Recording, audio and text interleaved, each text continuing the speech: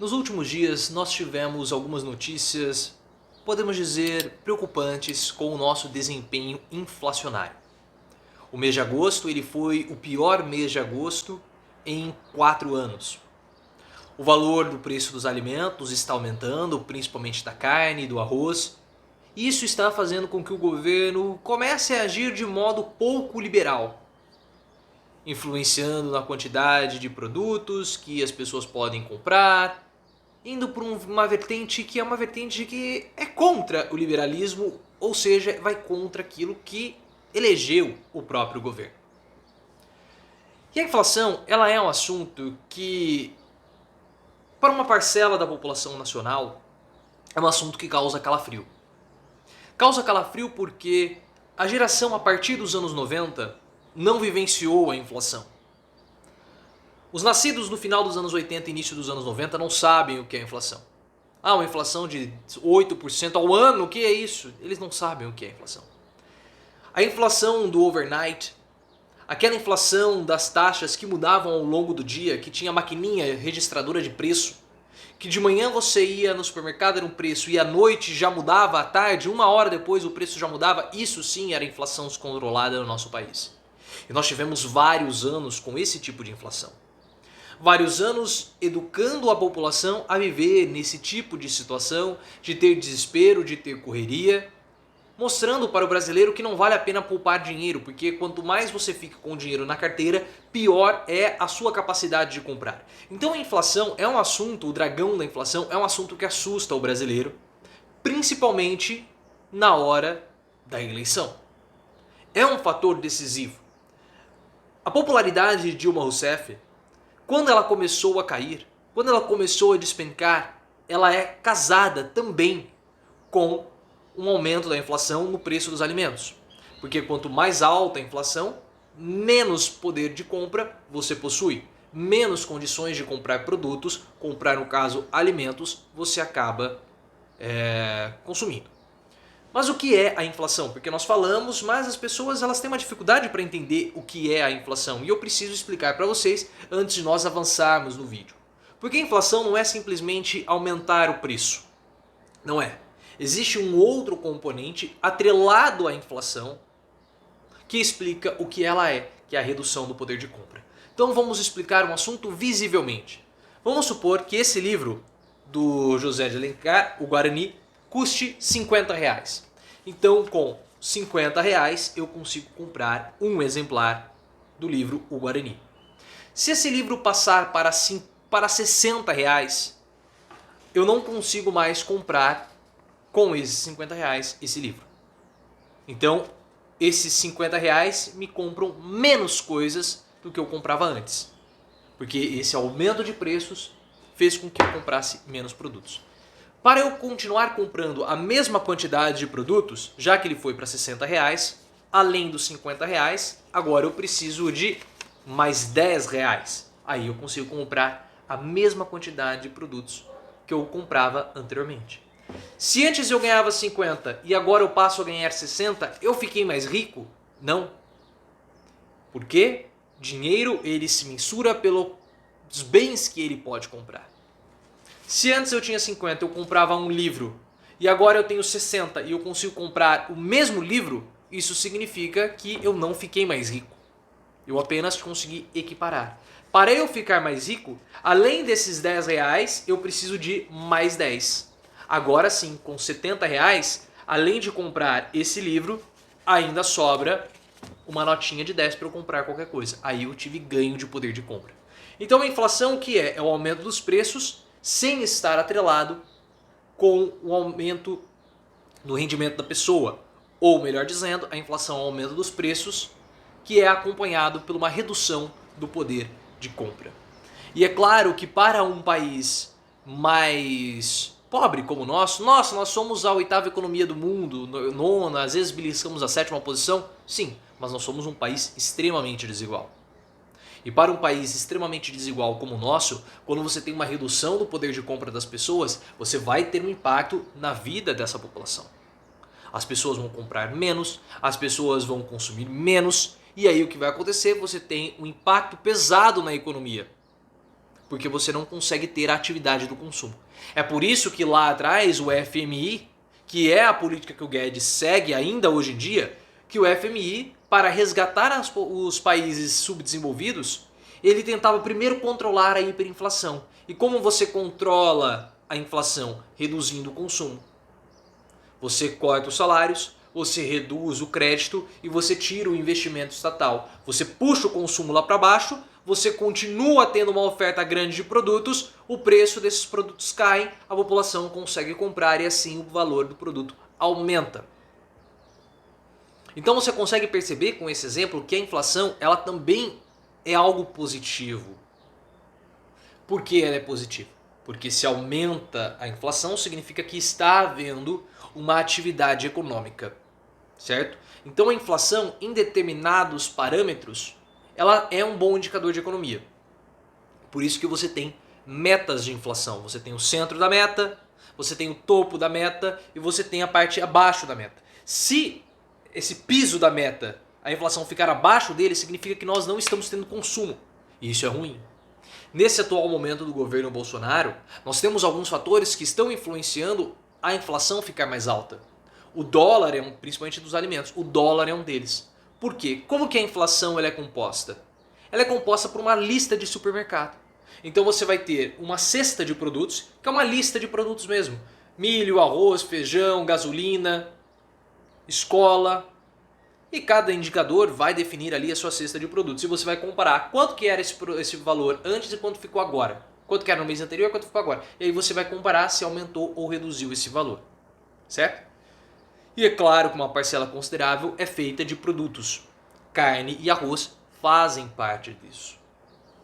Como nós temos um dólar que hoje está a cotação do dia, eu vou pegar para vocês a cotação do dia. Deve estar em torno de 5,30.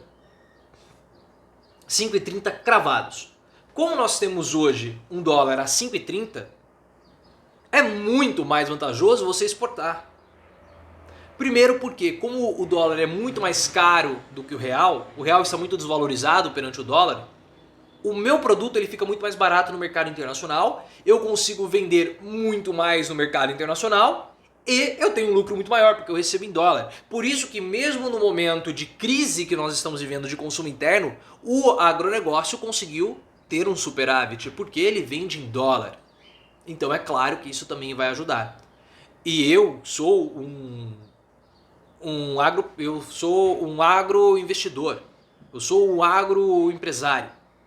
Então, como um empresário do ramo do agronegócio, eu não tenho compromisso com o meu país em relação aos meus lucros. Eu vou vender para quem me compra mais, eu vou vender para quem me paga mais. Então, para mim, pouco importa, eu quero ter o meu lucro.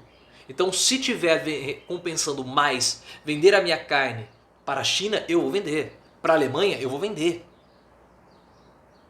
E se sobrar para o mercado interno, eu vendo para o mercado interno. Essa é a lógica do mercado. E eles estão certos.